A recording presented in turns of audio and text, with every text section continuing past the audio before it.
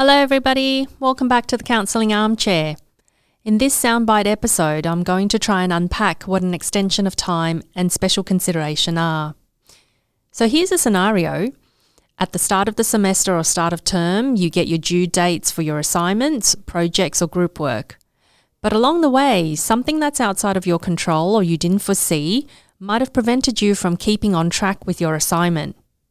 It's now almost submission time and you're close to finishing the assignment, but you feel you won't be able to hand it in by the actual due date. Maybe you need a few more days or so. There are a few ways to get some help with this. The first one is to talk with your teaching staff that you're still needing to finish the work.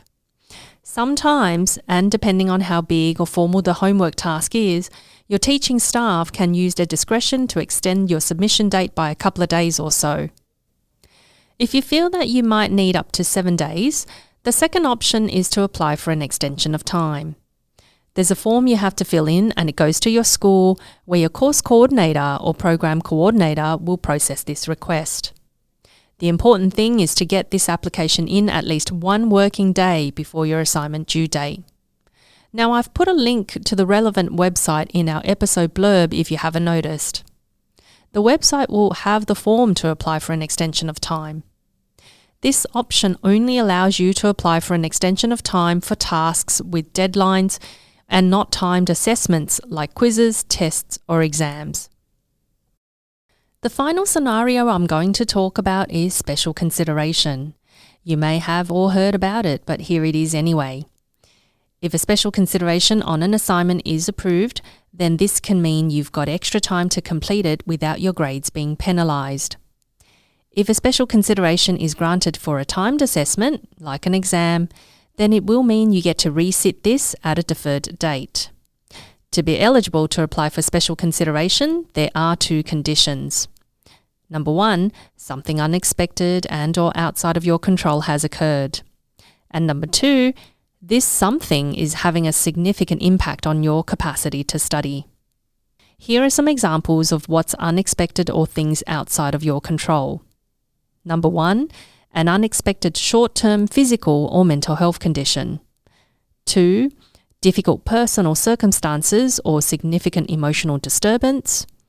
3, unexpected carer responsibility to an immediate family member. 4, bereavement of an immediate family member or someone close to you. Number 5, having been a victim of a serious crime. Number 6, unavoidable commitment that's come up unexpectedly. 7, major or sustained technical or connection problem during an online assessment. And number 8, COVID-19 related circumstances. All this information and further details are all on the RMIT Special Consideration website, which I have included in the episode description. I highly recommend you also refer to the website if you need to apply for special consideration.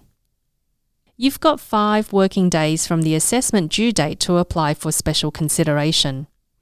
It's important you try to apply within this time frame, and you are going to need to provide supporting documentation to back up and support the reason for your application. What documentation you will need depends on the reason you're applying.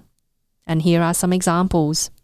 Number 1, an impact assessment statement filled out by a treating registered medical or health practitioner. 2, a letter from a counsellor, psychologist, social worker, doctor, police officer or lawyer.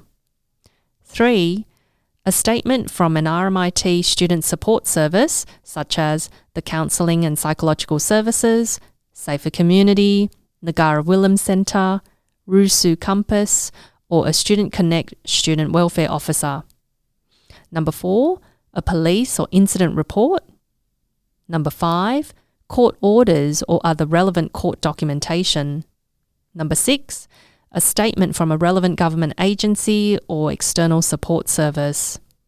7, a carer's certificate or have the impact assessment statement completed by the patient's treating health practitioner that names you as their carer.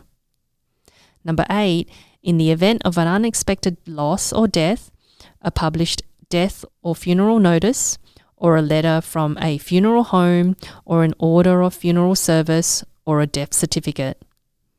Number 9, in the event of an unexpected commitment, a formal letter from a relevant person or organisation, such as a religious or community leader, sporting body, government agencies, employers, the police and courts, real estate, or volunteer organisations.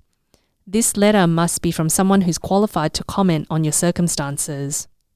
Number 10, in the event of technical issues during an online assessment, screenshots which include the date and time of the incident or issue that show error messages or the screen not loading or failed devices. Number 11, in the event of COVID-19 related issue, evidence of a positive test result from a testing clinic or a health professional and the instructions provided or evidence, like an official email or text from the Department of Health and Human Services verifying the relevant diagnosis and evidence of your relationship to the close contact and or same residential address as the close contact. Again, all these examples are also on the Special Consideration website. If there's anything you want to take away from this episode, it's 2 things. 1, you can apply for an extension of time prior to see if you can get to extend your assignment deadline for up to 7 days. And 2, apply for special consideration as soon as you know you won't be able to complete the assessment within the given deadline. You can then gather the required document to support your application. If you need more time to gather supporting document, you can email the Special Consideration team to let them know that and ask for that. Just remember that your GP can also fill out the impact assessment statement for you if your study is impacted by health or mental health grounds. Just make sure you book an appointment as soon as you can because of the dates required on your documentation, because they need to cover the date of when the assessment is due. A blank copy of the impact assessment statement is available on the Special Consideration website. Now, I know I've really just detailed out what the webpage actually explains, but I hope this still has provided some relevant information and something you can bear in mind if you ever need. So thanks for listening. Have a great week and see you next time.